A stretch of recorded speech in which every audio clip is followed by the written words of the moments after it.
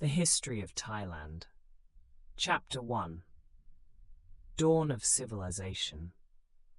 Welcome, listener, to a journey through time, a voyage across the centuries to explore the rich and remarkable history of Thailand, the land of smiles. Over the coming hours, we shall traverse millennia of human civilization, from the earliest settlements in prehistoric river valleys to the vibrant, modern kingdom that stands today as Southeast Asia's sole nation, never to have been colonized by European powers. Our story begins not with kings or kingdoms, but with the land itself, a fertile peninsula blessed by monsoon rains, mighty rivers, and abundant natural resources. Archaeological evidence reveals that humans have inhabited this region for at least 40,000 years, leaving behind stone tools and traces of their ancient lives in caves and rock shelters scattered across what we now call Thailand. But it is at a place called Ban Chiang in northeastern Thailand where our understanding of early Southeast Asian civilization was forever transformed. Here, in 1966, archaeologists unearthed one of the world's most significant prehistoric sites, evidence of a sophisticated Bronze Age culture dating back to approximately 3600 BCE. The people of Ban Chiang crafted distinctive pottery adorned with swirling red patterns, forged bronze tools and ornaments, and cultivated rice in the surrounding wetlands. This discovery challenged long-held assumptions about the development of human civilization. The bronze artifacts of Ban Chiang proved to be among the oldest in the world, suggesting that Southeast Asia was not merely a recipient of technological advances from China or the Middle East, but rather an independent cradle of metallurgical innovation. These ancient peoples laid the foundations upon which all subsequent Thai civilization would be built. As centuries passed, the region witnessed the gradual emergence of organized societies. By the early centuries of the Common Era, Indian traders and missionaries had begun arriving on Southeast Asian shores, bringing with them transformative ideas that would shape the region's cultural and spiritual landscape for millennia to come. Buddhism and Hinduism took root in fertile soil, blending with indigenous animist beliefs to create unique religious traditions. Among the earliest kingdoms to emerge in what is now Thailand was Dvaravati, a Mon civilization that flourished from approximately the 6th to the 11th centuries. The Mon people, ethnically and linguistically distinct from the Thai who would later dominate the region, established a network of city-states across the Central Plains and northeastern plateaus. Varavati was a civilization defined by its devotion to Theravada Buddhism. The Mon craftsmen created exquisite Buddhist art, serene stone Buddhas with distinctive features, intricate stucco decorations adorning temple walls, and Dharma chakras, or wheels of the law, that symbolized the Buddha's first sermon. These artistic traditions would profoundly influence all subsequent Buddhist art in Thailand. The city of Es Nakhon Pathom, located west of modern Bangkok, served as a major center of Dvaravati civilization. Here stands the Phrapathom Chedi, a massive stupa that, though rebuilt many times over the centuries, marks one of the oldest Buddhist sites in Thailand. The Mon legacy extended beyond art and religion. They developed sophisticated irrigation systems, established trade networks, and created the administrative frameworks that later kingdoms would adapt and expand. Yet, even as Dvaravati flourished, a powerful force was rising to the east. Khmer Empire, centered at the magnificent city of Angkor in present-day Cambodia, was expanding its reach across mainland Southeast Asia. By the 11th century, Khmer influence had spread deep into the Chao Phraya River basin, absorbing or displacing the Mon city-states of Dvaravati. The Khmer brought their own cultural traditions, Hindu-Buddhist syncretism, elaborate temple architecture, and sophisticated systems of water management.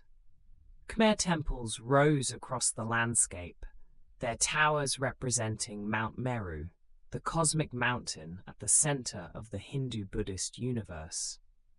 The ruins of Phimai and Phas Phanom Rung in northeastern Thailand stand today as testament to Khmer artistic and engineering achievement. The Khmer period left an indelible mark on Thai civilization. The Thai language absorbed numerous Khmer words, particularly those related to royalty, religion, and administration. Court rituals, concepts of divine kingship, and artistic conventions all bear the imprint of Khmer influence. Even the Thai alphabet, developed centuries later, drew upon Khmer script traditions. But the Khmer Empire, for all its grandeur, would not hold these lands forever. For even as Angkor reached its zenith, a new people were migrating southward from the mountains of southern China, a people who would eventually give their name to the land itself. The Thai peoples were coming. Chapter 2: The Rise of the Thai. The origins of the Thai people remain a subject of scholarly debate, but linguistic and historical evidence points to the highlands of southern China as their ancestral homeland. The Thai-speaking peoples, a broad linguistic family that includes not only the Thai but also the Lao, Shan, and numerous smaller groups, began migrating southward in successive waves, perhaps as early as the first millennium of the Common Era. What drove this great migration? Historians suggest multiple factors: pressure from expanding Chinese states, the search for fertile agricultural land, and the opportunities presented by weakening empires to the south. Whatever the causes, the Thai migrations would fundamentally reshape the ethnic and political landscape of mainland Southeast Asia. The Thai peoples did not arrive as conquering armies, but as settlers and traders, gradually establishing communities in the river valleys and upland regions. They adapted to their new environments, adopting wet rice agriculture, absorbing elements of Mon and Khmer culture, and converting to Theravada Buddhism. Over generations, they intermarried with local populations, creating the ethnic and cultural synthesis that would become the Thai nation. By the 13th century, conditions were ripe for the emergence of independent Thai kingdoms. The Khmer Empire, weakened by overextension, internal conflicts, and the enormous resources devoted to temple construction, was losing its grip on outlying territories. Into this power vacuum stepped ambitious Thai leaders, ready to carve out their own domains. The year 1238 marks a pivotal moment in Thai history. According to tradition, two Thai chieftains, Phokun Phamuang and Phokun Ban Klang Hao, joined forces to overthrow Khmer rule in the Upper Chao Phraya region. Their rebellion succeeded, and Ban Klang Hao was crowned as Sri Indraditya, the first king of Sukhothai. Sukhothai, the name means dawn of happiness, would become the first major Thai kingdom, and its memory remains central to Thai national identity. Though the kingdom was relatively small and short-lived, lasting only about 2 centuries, its cultural and political achievements cast a long shadow over Thai history. The greatest of Sukhothai's rulers was as King Ramkhamhaeng, who reigned from approximately 1279 to 1298. His name means Rama the Bold, and bold he was, a warrior king who expanded Sukhothai's territory through conquest and diplomacy, extending Thai influence from Luang Prabang in the north to the Malay Peninsula in the south. But Rampheng's legacy extends far beyond military conquest. In 1283, according to a famous stone inscription, the king invented the Thai alphabet, adapting Khmer script to represent the tonal Thai language. This achievement, giving the Thai people their own written language, was of incalculable importance for the development of Thai literature, religion, and national consciousness. The Ramkhamhaeng inscription, discovered in 1833, provides a remarkable window into Sukhothai society. It describes a kingdom of abundance and justice, where the king ruled as a benevolent father to his people. In the time of King Ramkhamhaeng, the inscription declares, "This land of Sukhothai is thriving. There are fish in the water and rice in the fields." Modern historians debate how accurately this inscription reflects historical reality. Some even question its authenticity, but its influence on Thai political ideology is undeniable. The image of the just and accessible king, ruling through moral authority rather than coercion, became a powerful ideal that Thai monarchs would invoke for centuries to come. Sukhothai was also a center of religious devotion. King Ramkhamhaeng invited learned monks from Sri Lanka to establish orthodox Theravada Buddhism, and the kingdom became renowned for its Buddhist scholarship and art. The Buddha images of Sukhothai, with their graceful, flowing lines, gentle smiles, and flame-like cranial protuberances, are considered among the finest achievements of Buddhist art anywhere in the world. The kingdom maintained diplomatic relations with China, sending tribute missions to the Yuan court of Kublai Khan. Chinese records describe Sukhothai as a prosperous trading state, exporting ceramics, forest products, and other goods.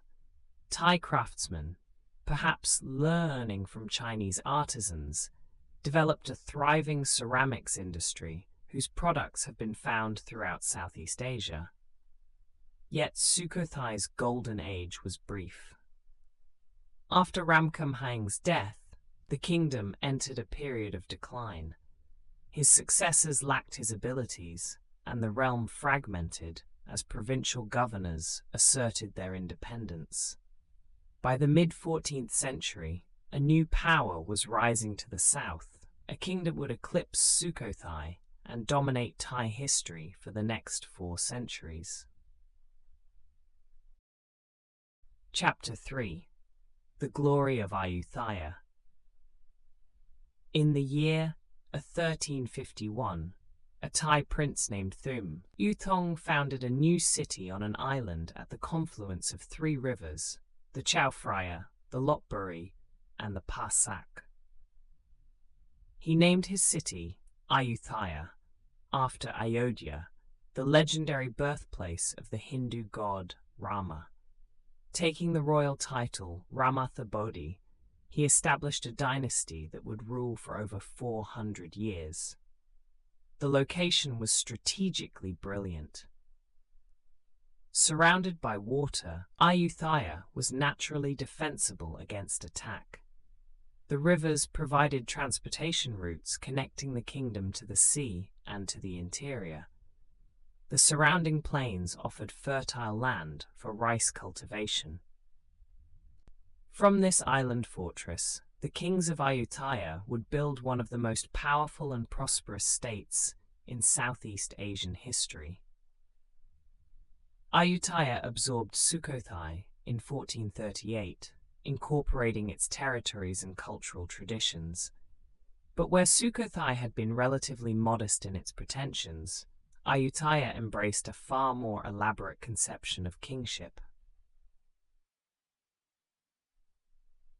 Drawing on Khmer traditions, the Ayutthayan kings presented themselves as Devarajas, god kings whose sacred authority derived from divine sources. The royal court of Ayutthaya was a place of extraordinary splendor and rigid hierarchy. Elaborate rituals governed every aspect of palace life. Commoners were forbidden to gaze upon the king's face. Those who approached the throne did so on their knees. The king spoke a special royal vocabulary, and his person was surrounded by sacred taboos. This exalted conception of monarchy would persist in Thailand, in modified form, down to the present day. Ayutthaya developed a sophisticated administrative system to govern its expanding realm. The kingdom was divided into provinces ruled by appointed governors, with a complex bureaucracy managing taxation, justice, and military affairs. A system called Sakdina assigned every person a numerical rank based on their social status, from slaves at the bottom to the king at the apex. This hierarchical system structured all social and political relationships. The kingdom's economy flourished through both agriculture and trade. The fertile central plains produced abundant rice surpluses for export. But it was international commerce that truly enriched Ayutthaya. The city became one of the great trading centers of Asia, attracting merchants from China, Japan, India, Persia, and eventually Europe. By the 16th and 17th centuries, Ayutthaya had grown into a metropolis of perhaps 1 million inhabitants, larger than London or Paris at the time. Foreign visitors marveled at its size and magnificence. Hundreds of temples and palaces, their spires covered in gold leaf, rose above the city. Canals crisscrossed the urban landscape, earning Ayutthaya comparisons to Venice. The Portuguese were the first Europeans to establish formal relations with Ayutthaya, arriving in 1511 after their conquest of Malacca. They were followed by the Dutch, English, French, and others, all seeking access to the lucrative Asian trade. Foreign merchants established communities in Ayutthaya, living in designated quarters along the riverbanks. Perhaps the most remarkable foreigner to serve the Ayutthayan court was Constantine Phaulkon, a Greek adventurer who rose to become the chief minister of King Narai in the 1680s. 2 seconds. Phaulkon cultivated close ties with France, inviting French Jesuit missionaries and even French troops to Ayutthaya. His influence provocation a nationalist backlash. After Narai's death in 1688, Phaulkon was executed, and Ayutthaya turned inward, limiting European access for the next century and a half. Throughout its history, Ayutthaya engaged in frequent warfare with neighboring states. The kingdom fought repeatedly against Burma to the west, the Khmer Empire to the east, and various Malay sultanates to the south. These conflicts shaped Ayutthayan society, creating a warrior aristocracy and driving the development of military technology and tactics. The rivalry with Burma was particularly intense and consequential. The two kingdoms clashed repeatedly over territory, trade routes, and regional supremacy. In 1569, Burmese forces captured Ayutthaya itself, reducing the kingdom to vassal status for 15 years. This humiliation would be avenged, but the Burmese threat would ultimately prove fatal to the Ayutthayan kingdom. The 16th century also witnessed the reign of one of Ayutthaya's most celebrated monarchs, King Naresuan the Great, who ruled from 1590 to 1605. As a young prince, Naresuan had been held hostage at the Burmese court. Upon his return, he dedicated himself to liberating his kingdom and exacting revenge upon its oppressors. Naresuan's military campaigns were legendary. In 1593, he fought a famous elephant duel with the Burmese crown prince, slaying his opponent in single combat. This victory, celebrated in Thai art and literature ever since, symbolized Ayutthaya's resurgence. Naresuan went on to conquer Burmese territories, extend Thai influence over Cambodia and Laos, and establish Ayutthaya as the dominant power in mainland Southeast Asia. For another century and a half after Naresuan, Ayutthaya continued to prosper. But by the mid-18th century, the kingdom had grown complacent. Court intrigues weakened royal authority, the military had declined from its former effectiveness, and Burma, now unified under an aggressive new dynasty, was preparing for war. Chapter 4: Destruction and Rebirth. The end, when it came, was swift and devastating. In 1765, Burmese armies invaded Ayutthaya from multiple directions, surrounding the island city and laying siege. For 14 months, the defenders held out, but starvation and disease took their toll. In April 1767, the walls were breached. What followed was one of the great catastrophes of Southeast Asian history. 2 seconds. The Burmese sacked Ayutthaya with terrible thoroughness. Temples were looted and burned. Palaces were demolished. Libraries containing centuries of Thai literature, historical records, and religious texts were destroyed. The royal family was killed or captured. Tens of thousands of inhabitants were marched off to Burma as slaves. The destruction of Ayutthaya was a trauma that scarred the Thai national consciousness.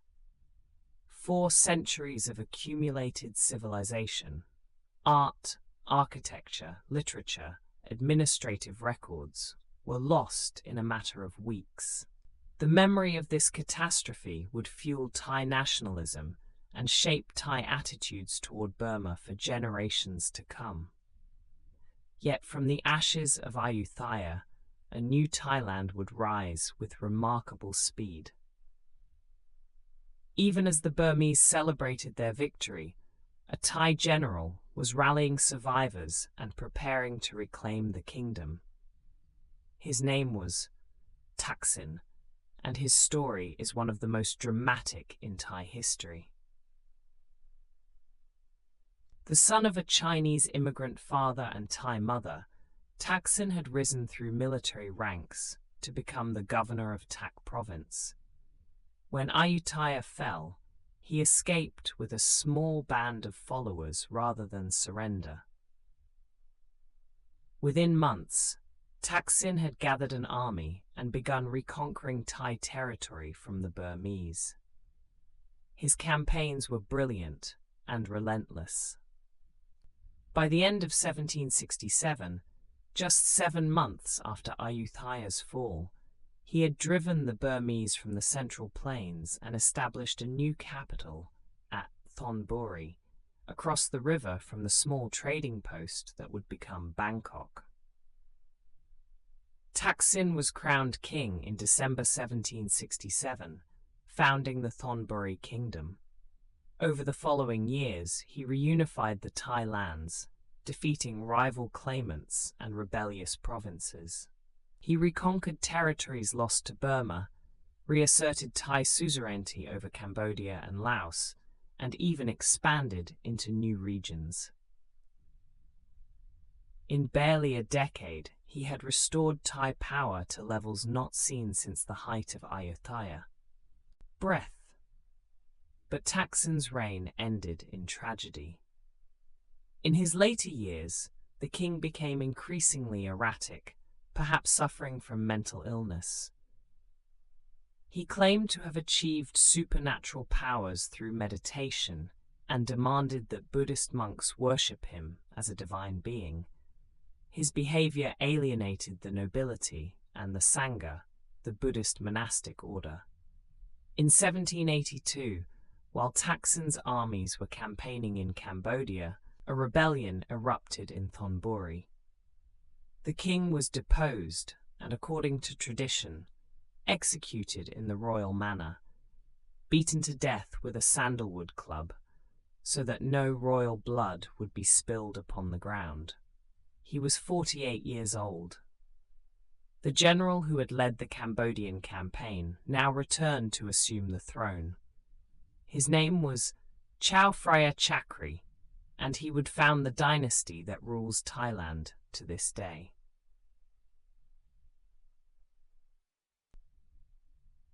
Taking the royal title, Rama I, he moved the capital across the river to Bangkok, beginning a new chapter in Thai history. The choice of Bangkok was strategic. The eastern bank of the Chao Phraya offered better defensive possibilities than Thonburi. Rama I ordered the construction of a new grand palace and the Temple of the Emerald Buddha, transplanting the sacred Emerald Buddha image, Thailand's most revered religious object, to its new home. Rama I devoted his reign to reconstruction and consolidation. He rebuilt the institutions of government along Ayutthayan lines, restored Buddhist temples and monasteries, and commissioned scholars to reconstruct lost texts from memory and surviving fragments. The legal code was revised, the Sangha was reformed, and the foundations were laid for a stable and prosperous kingdom. The early Chakri kings faced continued threats from Burma, but a series of capable monarchs maintained Thai independence. Rama II, who reigned from 1809 to 1824, was a poet and patron of the arts who presided over a cultural renaissance. Rama III, ruling from 1824 to 1851, expanded trade relations and strengthened the kingdom's defenses. But the greatest challenges and opportunities lay ahead. For even as the Chakri dynasty consolidated its rule, a new force was making its presence felt in Asia. European imperialism, armed with industrial technology and insatiable ambition, was redrawing the map of the world. Thailand would need all its wisdom and skill to navigate the dangerous waters ahead. Chapter 5. The Age of Reform. The mid-19th century was a time of crisis for Asian kingdoms. Britain had humiliated China in the Opium Wars and was expanding its Indian Empire. France was colonizing Indochina. The Dutch controlled Indonesia, the Spanish the Philippines. One by one, the ancient kingdoms of Asia were falling under European domination. Thailand's survival as an independent nation during this era of imperialism is one of the remarkable stories of modern history. That survival owed much to geography and luck, but above all to the wisdom of two extraordinary kings, Mongkut and Chulalongkorn, known to history as Rama IV and Rama IV. King Mongkut, who reigned from 1851 to 1868, was unlike any previous Thai monarch. Before ascending the throne at age 47, he had spent 27 years as a Buddhist monk, during which time he had mastered Pali, Sanskrit, Latin, and English, studied Western science and mathematics, and corresponded with foreign missionaries and scholars. Mongkut understood that Thailand could not resist European power through military force alone. Instead, he pursued a strategy of diplomatic engagement and selective modernization. In 1855, he signed the Barring Treaty with Britain, opening Thailand to free trade and granting extraterritorial rights to British subjects. Similar treaties with other Western powers followed. These treaties were unequal, favoring Western interests, but Mongkut accepted them as the price of maintaining independence. By accommodating European commercial demands, he removed the pretext for military intervention. Thailand would bend, but it would not break. Mongkut also began the process of modernizing Thai society. He reformed the Buddhist Sangha, encouraged Western education, hired foreign advisors, and introduced new technologies. He was fascinated by astronomy and personally calculated the exact time and location of a solar eclipse in 1868, a calculation that proved accurate to the minute. Tragically, that eclipse expedition proved fatal. Mongkut contracted malaria in the jungles of southern Thailand and died shortly after, at age 64. But his legacy, a Thailand engaged with the modern world while preserving its independence and identity, would be carried forward by his son. King Chulalongkorn, Rama IV, was only 15 when he inherited the throne in 1868. A regent governed during his minority, but when Chulalongkorn assumed full power in 1873, he embarked on the most comprehensive program of reform in Thai history. The changes were revolutionary. Chulalongkorn abolished slavery, which had been a fundamental institution of Thai society for centuries. The process was gradual. Slavery was phased out over several decades to minimize social disruption, but by the early 20th century, all Thais were legally free. The king modernized the government, replacing the traditional system of noble families controlling various departments with a professional bureaucracy organized into functional ministries.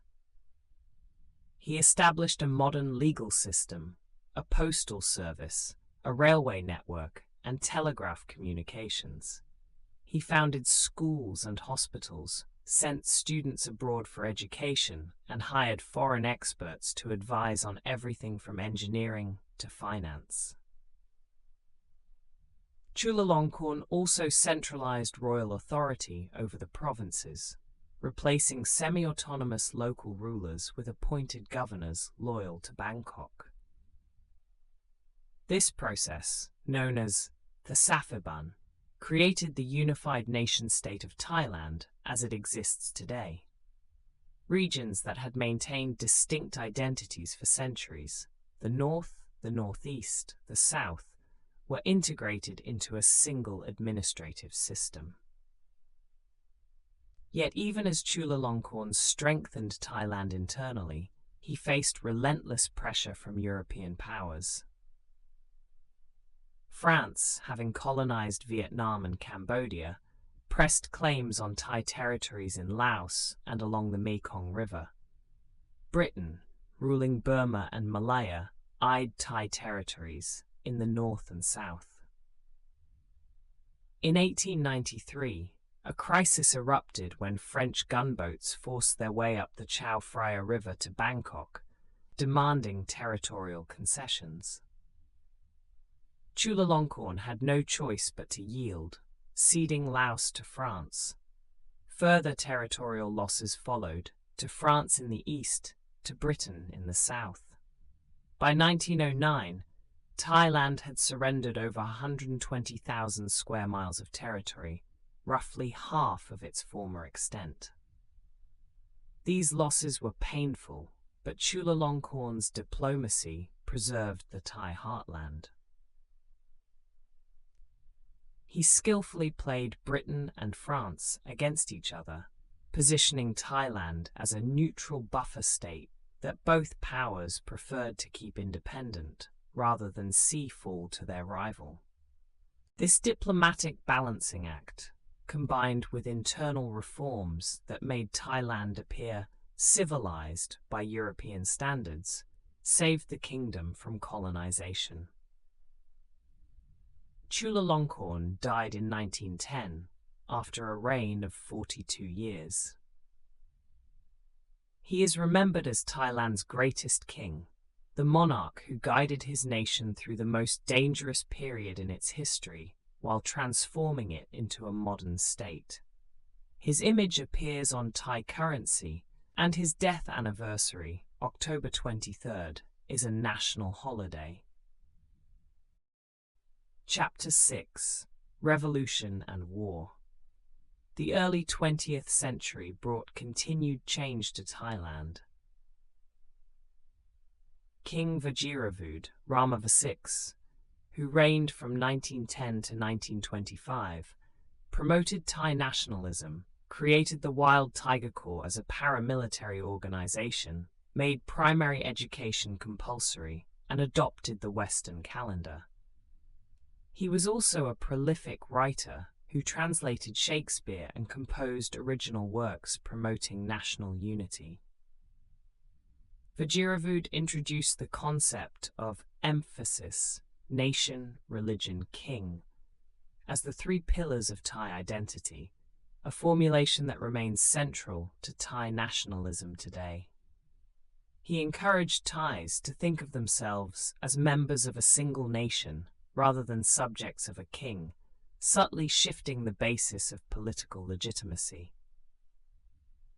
His successor, King Prajadipok Rama VII, inherited a kingdom facing economic crisis. The Great Depression devastated Thailand's rice export economy, forcing painful budget cuts and salary reductions for government officials. Discontent grew among the educated elite, particularly young military officers and civil servants who had studied abroad and absorbed ideas of democracy and constitutionalism. On June 24, 1932, a group calling itself the Emphas People's Party staged a bloodless coup, ending nearly 7 centuries of absolute monarchy. The revolution was led by a coalition of military officers and civilian intellectuals, including Phanomyong, a brilliant lawyer, and Plaek Phibun Songkram, an ambitious army officer. King Prajadipok accepted the change, signing a constitution that transformed Thailand into a constitutional monarchy. "I am willing to surrender the powers I formerly exercised to the people as a whole," he declared, "but I am not willing to turn them over to any individual or any group to use in an autocratic manner." The years following the revolution were turbulent. Prajadipok clashed with the new government over various issues and abdicated in 1935, going into exile in England. His young nephew, Ananda Mahidol, was named king as Rama VIII, though he remained in Switzerland completing his education while a regency council governed in his name. Power increasingly concentrated in the hands of Phibun Songkram, who became prime minister in 1938. Phibun, as he was known, was an authoritarian nationalist who admired the fascist regimes of Europe. He promoted a cult of personality, changed the country's name from Siam to Thailand in 1939, and pursued irredentist claims to territories lost to France and Britain. When World War II erupted in Asia, Thailand found itself in an impossible position. On December 8, 1941, the same day as Pearl Harbor, Japanese forces invaded Thailand, demanding passage to attack British Malaya and Burma.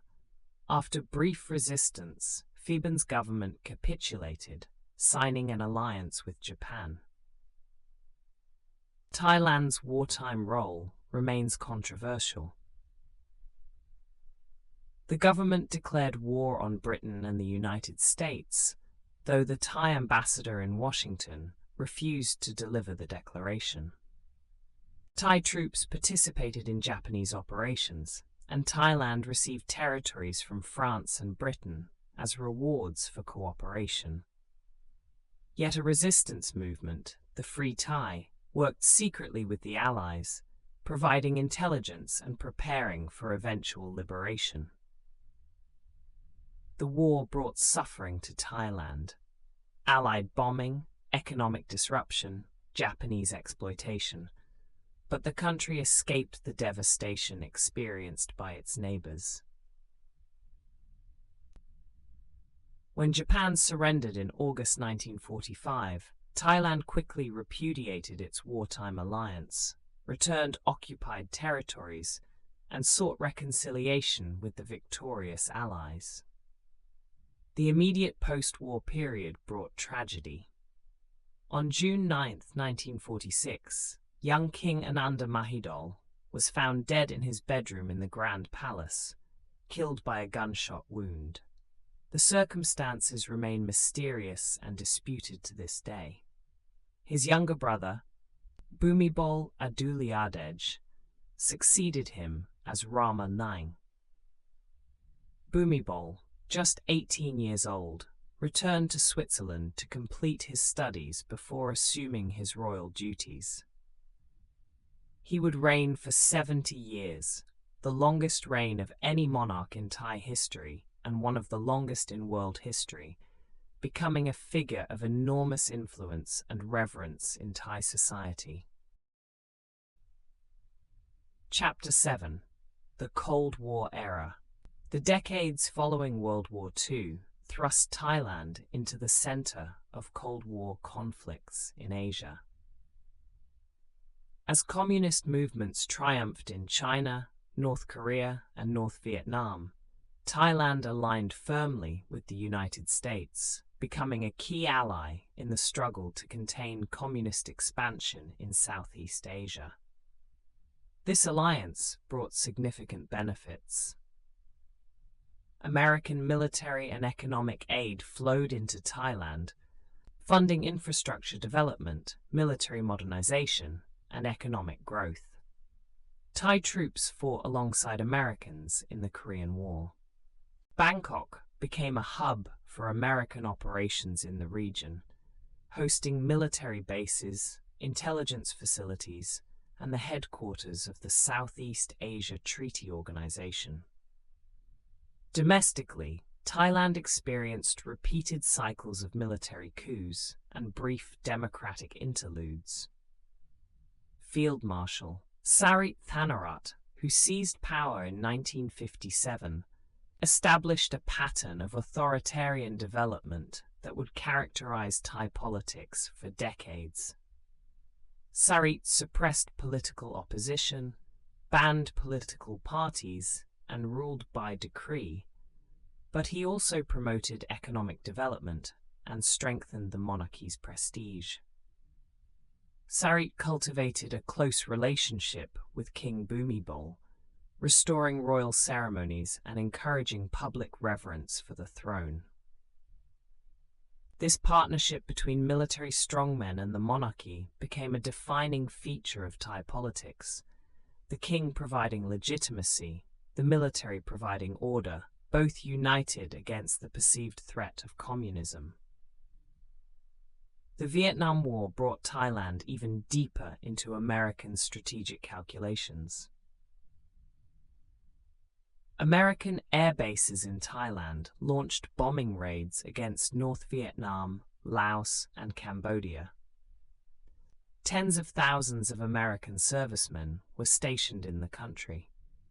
The American presence brought economic benefits, but also social disruption, including the growth of prostitution and drug trafficking.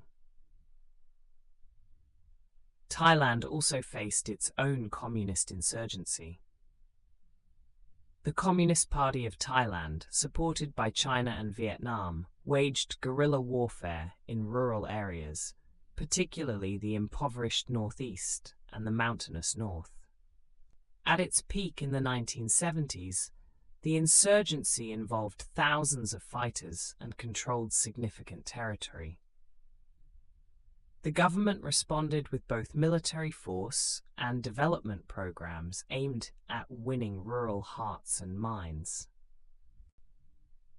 King Bhumibol personally championed rural development projects, traveling extensively to remote areas and initiating agricultural, health, and education programs.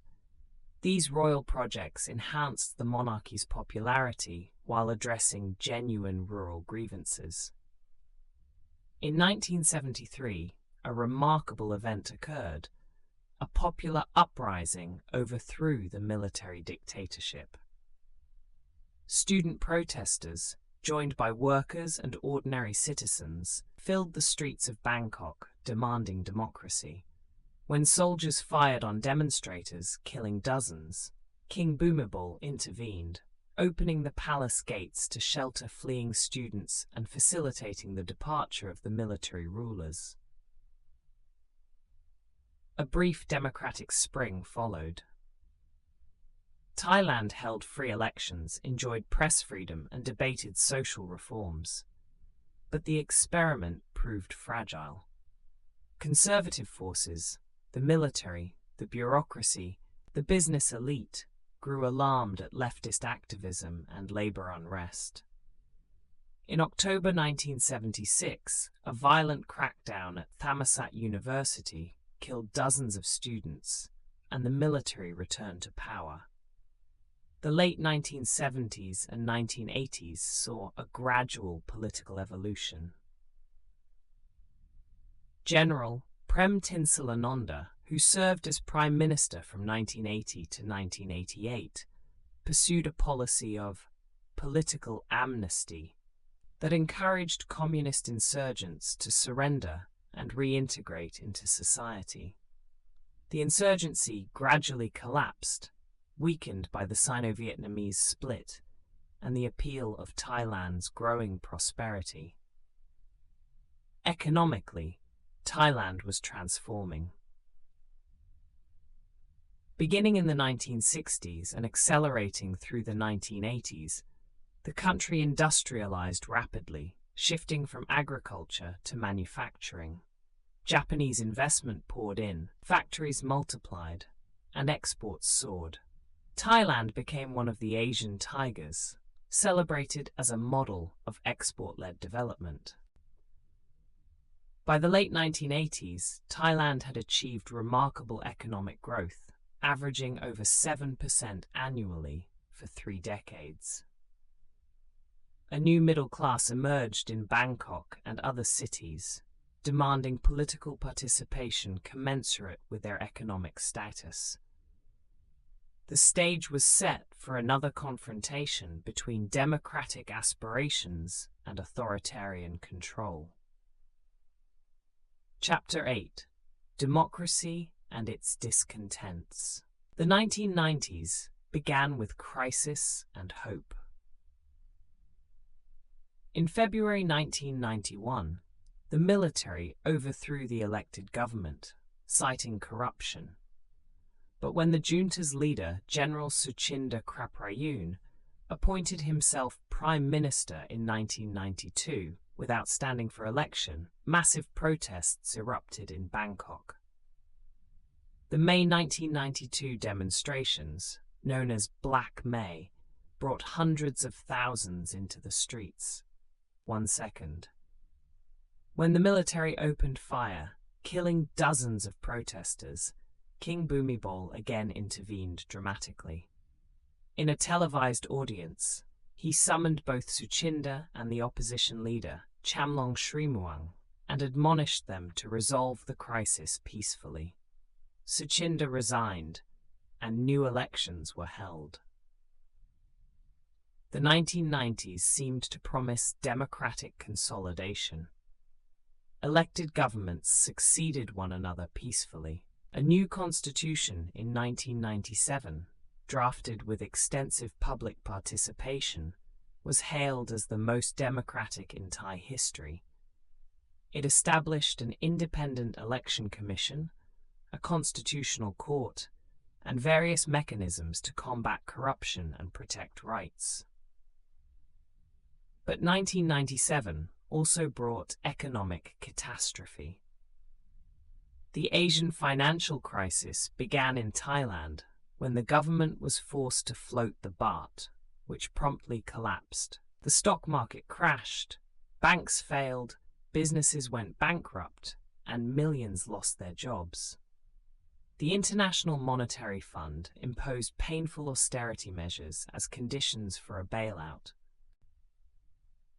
From this crisis emerged one of the most controversial figures in modern Thai history, Thaksin Shinawatra, a telecommunications billionaire who founded the Thai Rak Thai Party and won a landslide election victory in 2001. Thaksin was a new kind of Thai politician. He appealed directly to rural voters with populist policies, village development funds, cheap healthcare, agricultural debt relief. His supporters saw him as a champion of the poor against the Bangkok elite. His critics accused him of corruption, authoritarianism, and abuse of power. Thaksin won re-election in 2005 with an even larger majority, but opposition was mounting. Urban, middle-class protesters, wearing yellow shirts to symbolize loyalty to the king, accused Thaksin of disrespecting the monarchy and undermining democratic institutions. In September 2006, while Thaksin was abroad, the military seized power in a coup. The 2006 coup opened a period of intense political polarization that continues to shape Thailand today. Thaksin's supporters wearing red shirts mobilized in massive protests demanding new elections. His opponents, backed by the military, the judiciary, and conservative elites, worked to dismantle his political machine. The following years saw repeated cycles of elections, judicial interventions, protests, and coups. Pro-Thaksin parties won every election held, but courts dissolved them on various grounds. In 2010, a military crackdown on red-shirt protesters in Bangkok killed over 90 people. In 2014, the military staged another coup, this time establishing a regime that would last 5 years. Throughout this turmoil, the monarchy remained central to Thai politics, though its role was contested. King Bhumibol, aging and in poor health, made fewer public appearances. When he died on October 13, 2016, after 70 years on the throne, Thailand entered a period of profound mourning. Millions of Thais, dressed in black, lined the streets for his funeral procession. His son, King Vajiralongkorn, succeeded him as Rama X.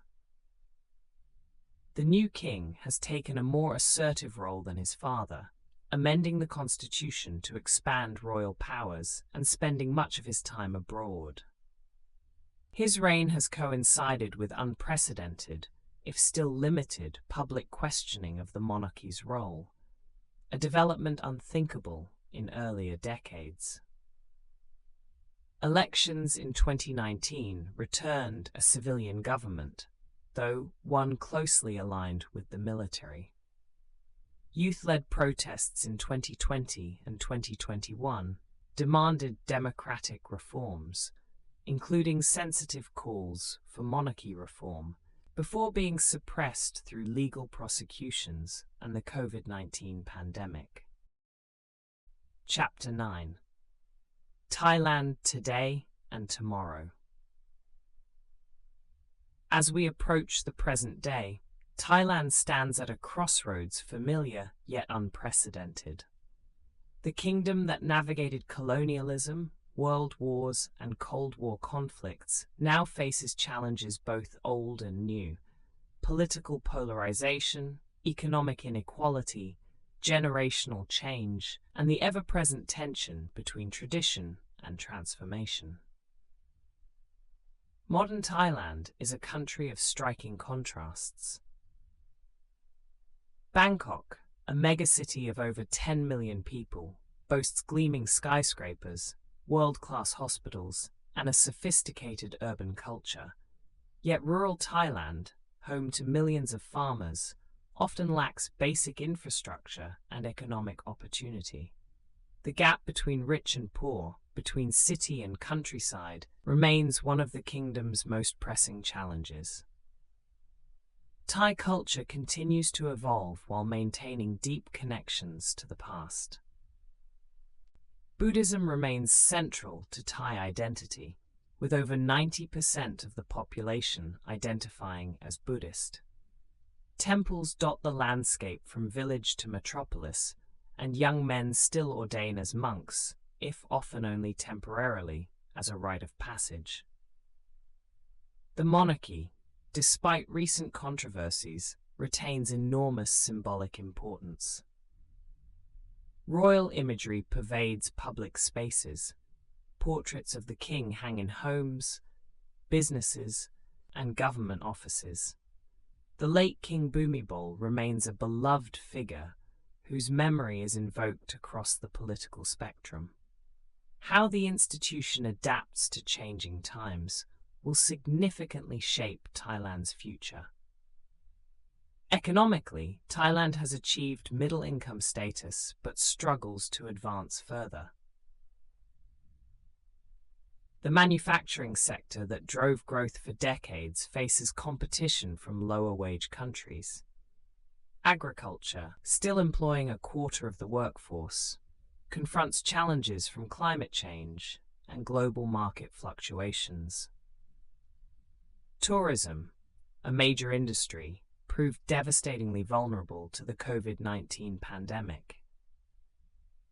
Perhaps the most significant development is generational. Young Thais, connected to the world through social media and global culture, increasingly question assumptions their parents took for granted. They demand greater political participation, more accountable institutions, and a society that rewards merit over connections. Whether the existing system can accommodate these aspirations peacefully remains an open question. Thailand's international position has also evolved. The close alliance with the United States that defined the Cold War era has loosened, while economic ties with China have deepened dramatically. Thailand balances between great powers, as it has throughout its history, seeking advantage while avoiding dependence. Looking back across the centuries we have traversed together, certain themes emerge. Thailand has shown remarkable resilience, surviving invasions, colonialism, and internal upheavals that destroyed other kingdoms. Its people have demonstrated adaptability, absorbing foreign influences while maintaining a distinctive identity. Its leaders, at their best, have combined pragmatism with principle, knowing when to bend and when to stand firm. The challenges ahead are formidable. Political reconciliation remains elusive. Economic transformation is imperative. environmental threats, from flooding to drought, grow more severe. The social contract between rulers and ruled requires renegotiation for a new era. Yet Thailand has faced daunting challenges before and emerged stronger. The kingdom that rose from the ashes of Ayutthaya, that preserved its independence when all around were colonized, that rebuilt after economic crisis, this kingdom possesses reserves of strength and creativity that should not be underestimated. As we conclude our journey through Thai history, we return to where we began, to a land blessed by nature and shaped by human endeavor over millennia. From the bronze workers of Ban Chiang to the protesters of Bangkok, from the god kings of Ayutthaya to the constitutional monarchs of today, the story of Thailand is ultimately a story of people, their struggles, their achievements, their enduring hope for a better tomorrow. The land of smiles has known tears as well as joy, conflict as well as harmony, setbacks as well as triumphs. But through it all, the Thai spirit, resilient, adaptable, proud, yet pragmatic, has endured. Whatever challenges the future holds, that spirit will surely meet them, as it has met every challenge before. Thank you for joining me on this journey through the history of Thailand. May the lessons of the past illuminate the path forward.